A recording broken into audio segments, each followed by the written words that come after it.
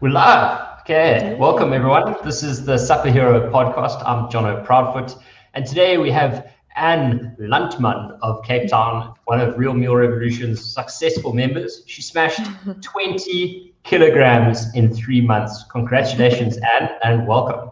Thank you. I'm glad to be here. Like you are a celebrity in the office. Usually we recommend, what we guarantee on the course, 100% money back guarantee we offer people. We promise about 500 grams a week. Okay. And that's because we know like most people will lose more than that. And some people tend to lose a little bit slower, but you've lost more than you've lost more than 3 kilos a week. Is that right? No, 12, 20 not kilos. quite. That's like 1 Just point over something 1.2, 1.3, probably about a week, I think it is. That's somewhere insane. around there. Now, before we get into that, I want to get a very clear picture of what life was like before. I know a lot of people watching this will be like, oh yeah, maybe she just picked up a bit of weight and then it all just fell off because she decided to go back to normal. What is your relationship with your weight been like up until now? You're 26, hey? 27. All right, yeah. Cool. It's been a rough journey for me, I must say. It's been a struggle for many years now. I used to be a competitive water skier. So I could eat what I wanted because I was training very hard, and it was very easy for me to eat what I wanted. And then when I got to university, I didn't have the time, and I just kept eating the way I did beforehand. And I just gained weight consistently.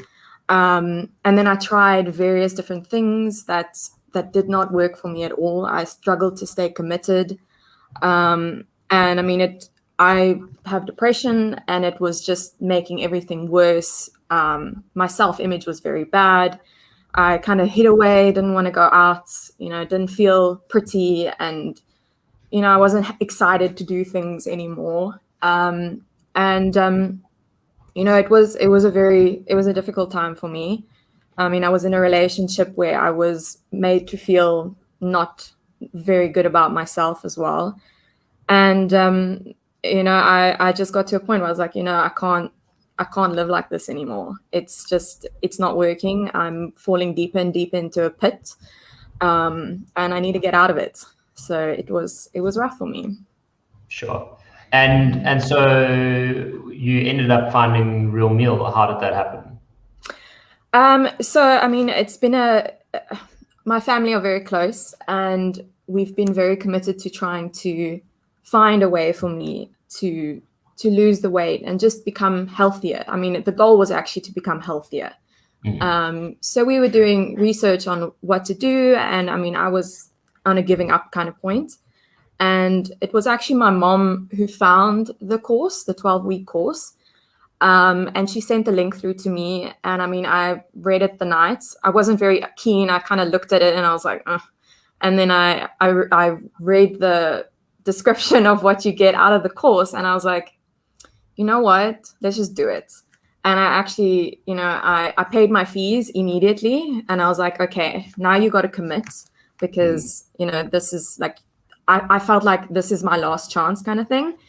I had my dad who was inspiring me already, because he has been, for about 2 months prior, he'd started living a keto lifestyle. And he'd lost about 12 kilograms by that point. So I was like, this is insane. This can work really, really well for me if I commit properly. So yeah, that's how I found it. I was very excited very quickly. So that was great. So when people sign up, there are a few different routes they take. There's obviously a lot of the online content which teaches you, the science of how your body works. There are these workshops that people can participate in, and then there's the web app, which gives you access to the meal plans and recipes and all of that stuff. Like, where did you gravitate towards first? Like, what was your first move? So for me, I'm one of those people that I need a bit of support. And I think the thing that was the most important for me was the Zoom classes we had have on a Friday. it was amazing for me to see that I'm not alone in this journey, and to see how many people go through the same kind of thing. I mean, it's such a lonely journey. It feels so lonely when you're going through the struggle. I mean, your immediate people around you don't necessarily understand it as well as they would want to. So joining that was quite amazing to me. And I really love the support and just like the different things we were learning about. I mean, your like gut bacteria stuff and the probiotics, learning how that works and how that helps your body, as well as how you need to focus on your mental state and the mindfulness of eating and that kind of thing. I think that was very helpful for me. I absolutely love that part, so that's great for me. So you're talking about the eating psychology workshops with Victoria. Yes, yeah. I love those. So they're great. Yeah. They're really, really great. That's awesome. And so, okay, so you got to gain some knowledge and obviously felt supported. What were the changes you made to your eating, or how did your eating change over the time? Well, I mean, for me, the one thing that was important, I actually mentioned this in one of the Zoom sessions that I had, and I remember the people quite enjoyed it, was it's okay. It was something that my psychologist said to me, is it's okay to throw away cake. It was around about my birthday at the end of last year, and I had a lot of cake and friends bought me like cake and stuff. And I was like overwhelmed and I just felt like I had to eat it all. And she said, you know what, you can throw away cake. And I kind of went into you can throw away food. I know that sounds bad and it sounds wasteful, but you don't have to commit to eating everything on your plate. I think the thing that was important for me was learning to listen to my body and listening to the moment when I'm like, okay, there might be 2 pieces of steak left on my plate, but I don't need to eat it all. And I think that was very important to me. So my portion control was great. And I mean, the food that we eat and the stuff, I mean, the menus and stuff that we have on the Real Meal app were great because it gives you so much energy. You feel full so quickly, which I think is great. And I don't have to focus on food the whole day, because it's just like, okay, I need to eat because I need nutrition. It's not like, oh my word, what am I going to eat for lunch? What am I going to eat for dinner? I'm not panicked about it. It's just I need to eat for nutrition, and it's not something I worry about all the time, which was a big change for me, definitely. Yeah, that's super cool. I mean, what you said just now about the stopping eating when there's still steak on the plate. Yeah. You know, how did you move from, because my experience is like, even if I know I don't need the extra 2 pieces of steak, they're like delicious. And I'm like, I'm sure I can run it off or whatever. Yeah. And so I eat it anyway, even knowing that I don't need it. So how did you transform to be able to just say like, actually, that's fine, that's enough? Well, I had a bit of a binge eating problem. And I know for me that I always felt sick. Like I had this sick feeling after I'd eaten certain things or I'd eaten too much. And I mean, in the beginning of the weight loss journey that I went on now, I did eat too much every now and then I had that sick feeling. And then it was a purposeful thing in the beginning. So I kind of was like, okay, you don't need to eat more right now. Like it's not necessary to eat more. And then progressively, it just got to a point where I was like, okay, I actually don't need to eat anymore. My body was like, okay, it's fine. You've had enough. I don't know. It was something that just happened. It wasn't something, it was just like, it was natural after a while. So, I mean, it works for me now. It still works for me now. And I mean, things like if I have had a really, really busy day and I haven't had a chance to actually eat because I'm running around or whatever, then I make sure to not overeat because I'm really hungry at the end of the day. And I try and focus on that. And I'm like, even though, because I try and keep in mind my standard portions that I eat and just be like, okay, don't eat more than this, even though you're really hungry right now, because you're just going to feel sick afterwards. Now that's very interesting as well. So there's like so much I want to ask you, but so standard portions, where did you learn your standard portions? Because what you're saying is that like people don't know necessarily like how much they have to eat. So they eat until they don't feel empty. But if you feel emotionally empty, you just eat forever. Right? You just eat whatever. That's definitely something the problem with that I sit with sometimes. Yeah. It was something that I knew because of the binge eating problem. I knew that my portions were in general, it was too big. So, the late night cravings, for instance, I was like, don't do that. You don't need, it's just cravings. Portions, I think it was like, for instance, if I used to eat 2 pieces of chicken, for instance, like breasts, then I'd be like, okay, let's do half that and see how well that works for me. And then if I was still very hungry afterwards, then I know, okay, I should probably eat a bit more than that. So it was like a progressive thing for me, where I would kind of try to learn how much would work for me.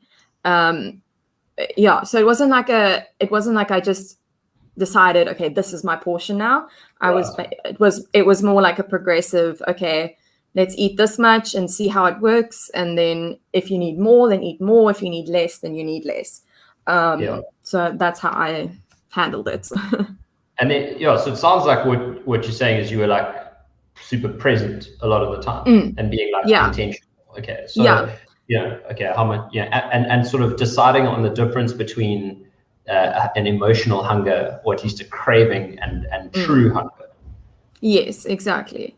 So because I can emotional eat quite easily, so I have to be very like mindful of that, and that's where the workshops helped me a lot. Was to try and be, like you say, present. And one of the sessions they spoke about enjoy every bite you take, and really feel it, and just enjoy it, and don't just eat. So I've also like slowed down my eating as well. So it's not like it's slow it down and just appreciate it more. And I think that's quite helpful as well for me.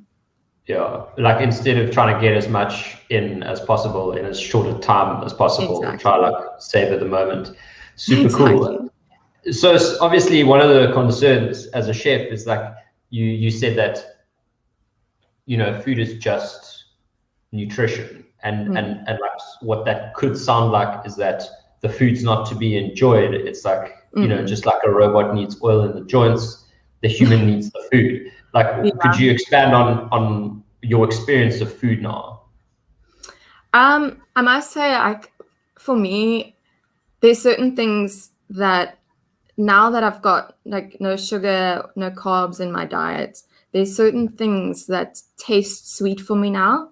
So if I'm eating a salad, like a tomato is like, it's like mind blowing, it's just like, oh my gosh, this is so sweet. It's awesome.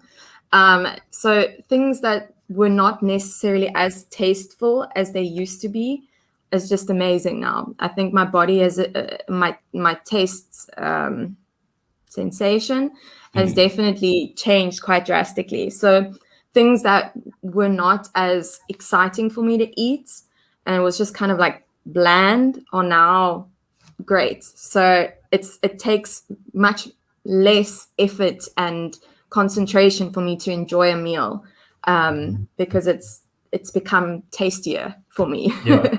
Yeah, absolutely. So you're like your sweet receptors. I don't even think that's a thing, but the sweet receptors become much more sensitive. I remember having that experience with Marge too. And I just remember thinking, goodness me, these are so sweet. And it was amazing. I actually had a drink of sparkling water the other day where I'd accidentally taken the wrong one off the shelf, and it had sweetener in it. And I took a sip of it and I was like, oh my gosh, it feels like I'm licking a sugar cube. It's horrible. Yeah. And I instantly didn't like it. I was like, I can't have it now. So that was great. So actually you do still enjoy the food, but it's so instead of it just being for nutrition, it's almost like what it sounds like you're saying is that the food is, you're enjoying it more, but it's just for nutrition in your mind. In other words, like even though you're enjoying it, it's not there to fill like a void. It's there to nourish you. Yes, exactly. Okay? Exactly. Awesome. And what are some of your favorite foods that you've like fallen in love with on a new path? Oh, I think I've liked chicken and like roast chicken to an extent, but not a lot. And I think that's something like I have chicken almost every day these days, which is really nice. And then I have a friend that helps me with getting these Wagyu patties. Yes. Oh, they're amazing. And then I'll make a mushroom sauce and put them on the Wagyu patty. And that's just, it's like heaven to me. To most people, I think, yeah. Yeah, exactly. So yeah, I must say it's mainly like chicken, fried chicken. Oh, love fried chicken. That's my absolute favorite. And I've never been good on veggies, so that's I'm still working on that. But yeah, I love my salads now. Like I try and be more and more creative with what I put in it. But that's like it's like a sweet, refreshing experience for me, which is awesome. That's great. So now take me back to so you weigh 104 kilos in December, and you sign up for the online course and you join a workshop and you print off a meal plan. Obviously you said you lost a tiny bit of weight beforehand, and then you start like eating this way and you get on the scale after week 1 and you see you've lost weight. Like how did that feel? And what happened after that? Yeah. I think every time getting on the scale and being just like even like just tongue twisted. That's good. Yeah. I mean that first week I remember I lost 4 kgs in the first week. And obviously it's a bit more water weight than anything else. Yeah. But I mean it's immediately it's motivation. And I sometimes get stuck. I'll have like a plateau for like a week or 2, but I know that I'm eating right. And I know that nothing that I'm doing is wrong. Just because I've studied the course and everything. And so I know that at some point I will go down again, just because I've kind of learned to trust my body. I mean, I know for some people it's not the best thing, but I like to weigh myself every day. And it's given me a sense of how certain things, how certain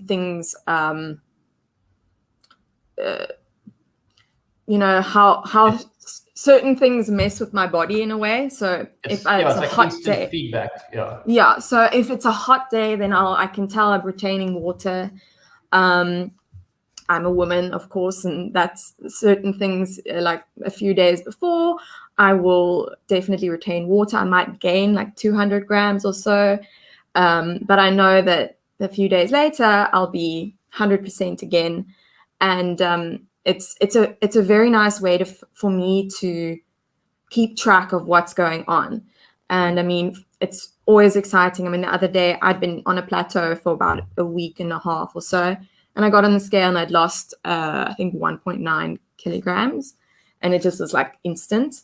And it's so exciting every time because I'm just like, yes, I kept at it. I never doubted myself. I just kept going, even though people are eating pizza in front of me. And I'm like, oh, gosh, I could do with a pizza right now.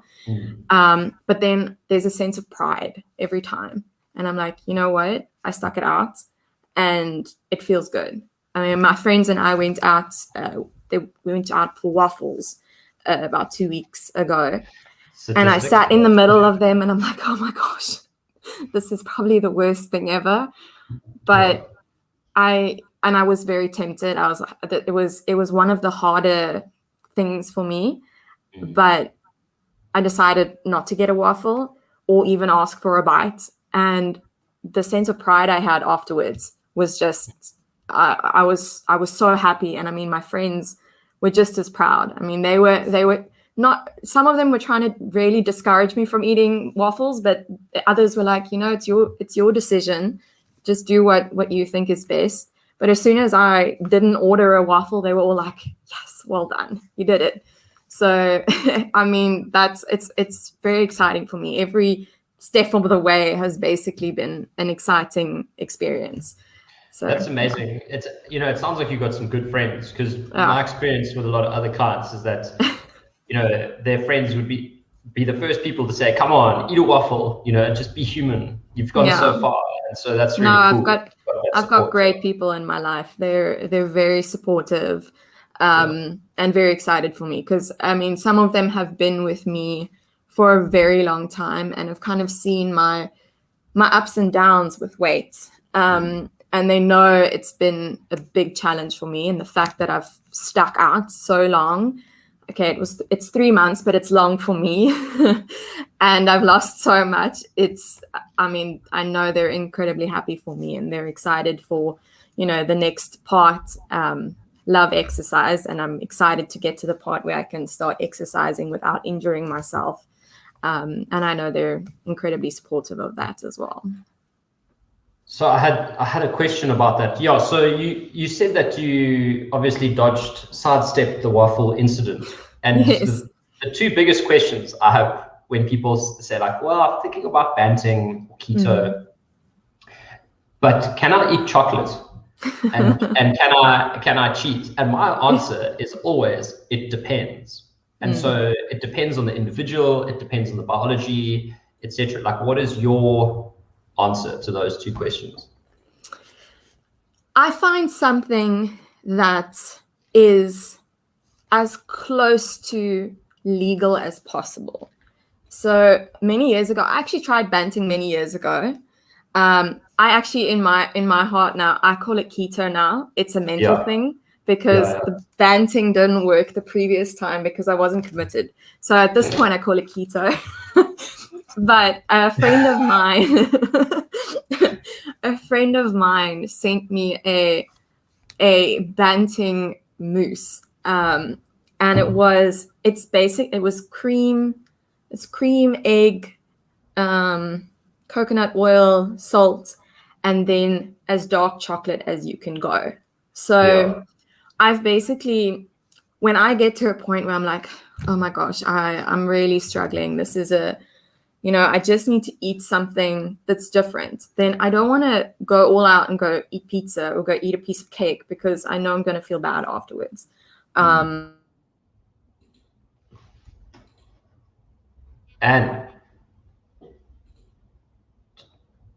did we lose you? Well, I lost. Hang on. I lost you for a second there. I lost you. Are you back? I can hear you, but I can't see you moving. I can hear you clicking. Just talk. Oh, are you there? Oh, yeah, I can. Oh, there you are. Okay. Oh my God. Oh gosh. Okay. So I will make that dessert. So basically, what I've with the 3 months that I've been doing it, I've had it 3 times. So I've basically had it once a month. And that's my go-to. I know dark chocolate is not the best thing, but of the bad things you can eat, I think that one is the closest to keto friendly as what I could find. So I try to find something that works for me. And then, so that's basically what I do. That's awesome. So now I'm very curious, because I know that some people, even some other programs, they're like, don't worry, you can have like a cheat day, a whole day. And I know, if if you've got like a carb addiction and you get given a cheat day, that could be like a whole week's worth of eating in one 24-hour sitting. So I think it's like opening the floodgates to disaster. But so you've lost weight and you've improved your health. Can you give us like a rundown of sort of all the physical benefits that you're experiencing now in only 3 months? Well, I went for a hike the other day, and I haven't been able to do that in months, more than a year, basically. And I love being outdoors and going hiking. And it's actually been years, basically. And I think it was a very exciting thing for me. I mean, I struggled a bit on the steep uphills. My friends had to wait for me a bit in certain areas, but I didn't collapse, and that was something that was important to me. I didn't like throw up, or I pushed through, and I had a lot of energy, which I was quite shocked about. So my like breathing and stuff was a bit challenging, obviously because I'm completely unfit at this point. But I had a lot of energy, and my body wasn't aching as badly as it has been. I actually injured my back in the beginning of last year, and it's been a problem for me, whole lockdown. And every time, even if I go walking, it aches, and it's horrible for me because I want to at least go walking. And I went on this hike, and at the end of the hike, I was like, you know what? I never felt my back. I never felt it. And I think it's because my posture is better now, just because I have less weight on me, and I'm not compensating for a big tummy or I'm not compensating for anything. And I think that was great for me. Simple things for me that are exciting, like putting on my seatbelt in my car. I know that sounds silly, but I have one of those where the seatbelt is miles behind you, and then pulling it through and all that stuff. It was a big challenge, and now it's like, hell's yes, this is easy now. So it's more putting my shoes on. I mean, if I have to tie the shoes, it's easier now because I have less tummy in the way, so I can get to my shoes easier. So it's very simple things, but it's great for me, I must say. Yeah, and what you mentioned there is something that people ask all the time. So I think when anyone wants to go on a weight loss journey, they think it's eat less, exercise more. And what you're saying is actually like you felt like exercising, but only after you lost a lot of weight. So did you, how much exercise were you doing in the first 3 months? None Okay. whatsoever. Yeah. No, I wanted to focus. I wanted to focus on the eating, because that's my problem. I know I can exercise. I know I can exercise hard. I love it. But I was like, I have to focus on the eating now, because it's the most important. Yeah, I mean it's really important for anyone watching that, because so many people think that it's about burning calories, and like the more movement you do, the more calories you burn. And so I just wanted to reiterate that, like, you do not need to exercise to lose weight. I mean, you need to exercise to get ripped, obviously. Like, of course. That's my goal when I get to my goal weight. Get ripped. Like, to burn that last bit of body fat and get some muscle definition. But like the first, especially if you have like quite a few kilos to lose, exercise often it slows people down. They're like, because they're getting hungrier, they're building muscle, they actually end up having the same weight. So that's super cool. And were there any other health metrics like blood or anything like that you tested beforehand? I did the keto test sticks for a while, just to test my ketosis levels. And that was quite interesting to see how quickly my body went into ketosis. And I mean, it's kept it there this whole time, which is great. I didn't do any blood things. I do measure around my hips, and I think I haven't measured in about a week or so. But I think the last time I checked, I'd lost about 13 centimeters as well. So that's quite cool for me as well.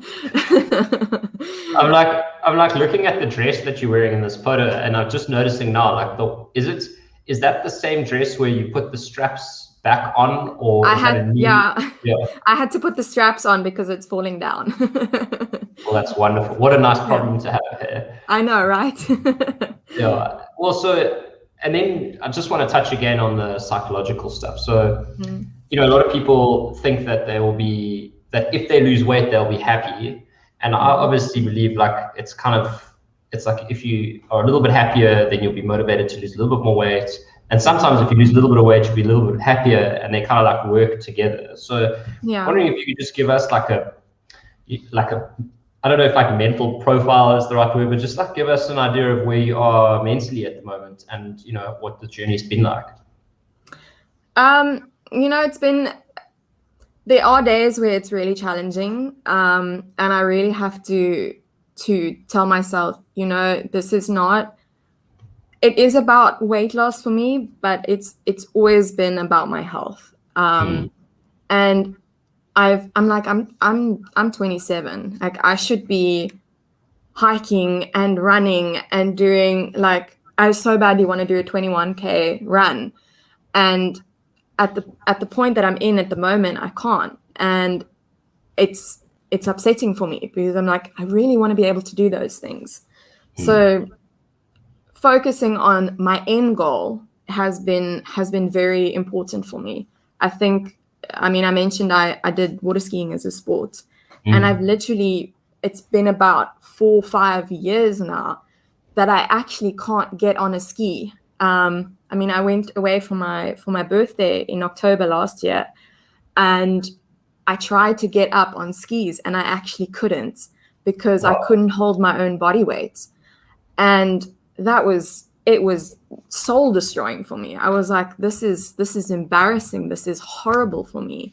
And I went into a complete depression with that, because I was like, you know what? How am I gonna live my best life if I'm this unhealthy? So I'm definitely, I've got little like mini goals for myself. So currently I weigh 85 kilos, and my current goal at the moment is to get to when I'm at 84, then I'm like, okay, I'm gonna go and purchase one of the items that I need for skiing, because my stuff is old and falling apart. So I've got little mini goals for myself. I'm going to purchase these things, and it's something that is exciting for me, because I'm like, okay, I'm really getting closer and closer to this goal of being able to ski again. And that's what brings me joy. It's not the weight loss. It's how my life is going to be easier because of my healthy lifestyle now. So it's just that's the part that's exciting for me, is how I'm going to be able to enjoy things that I used to love and can't do now. Or I can do it better now, but what I couldn't do. So basically, if I'm right, like you're saying that, even though it might like suck a little bit not to eat, the waffles with your mates, you rather draw your attention away from like what sucks and actually draw it closer to what you're getting out of it. So, thinking, this, even though this might hurt now, the future is going to be so much better. And so associating like a sacrifice with reward, but, with the timeline in mind. Amazing. Yeah. Cool. That's amazing. So my last question is like, what would you say to someone who was in your position now? There are loads of women and men out there who are over 100 kilograms, who are missing out on sport, missing out on, life experiences. What is your message to them, knowing where they've been and what's possible? I think for me, you just need to have faith in yourself. I know sometimes you're like, I can't do this. I'm not good enough. I'm not committed to myself. And you just need to really have faith in yourself, and how, get everybody involved. Tell everybody. I think that was part of the 12-week course, was also that tell the people around you. Don't hide it, because you need them to support you and be with you through the journey. So, it's not always easy.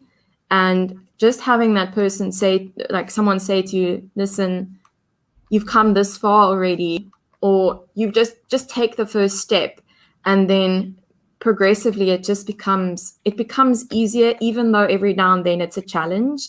I think when you have people around you that can just give you that little kick and be like, you know what, it's hard right now, but keep your end goal in mind and never forget why you started, because there's always a reason why you started your journey. And I think it's important to, I mean, if you need to put up, which is something I did, I've got like a little poster that I wrote on for myself. It just says, just keep going, just keep doing it. Just remember why you started. Because I need to remind myself of that. And I think that's important for everybody. Just keep in mind why you started. It's awesome. Well, Anne, you are an absolute bloody legend. Thank you so much for coming and chatting to me and to everyone else who's watching. And yeah, I'm so stoked that you're part of Real Meal Revolution, and I can't wait to repost when you hit your like next goal, and when you send us a video of you doing a backflip on your water skis. It's awesome. So thank you so much again, and yeah, I just wish you all the best. Thank you so much. I really appreciate it. I've loved the journey so far. Awesome. All right, everyone. Well, thank you very much for watching. And Anne's down the line. I'm going to chat to you just now. Okay. Say goodbye. Cool. Bye.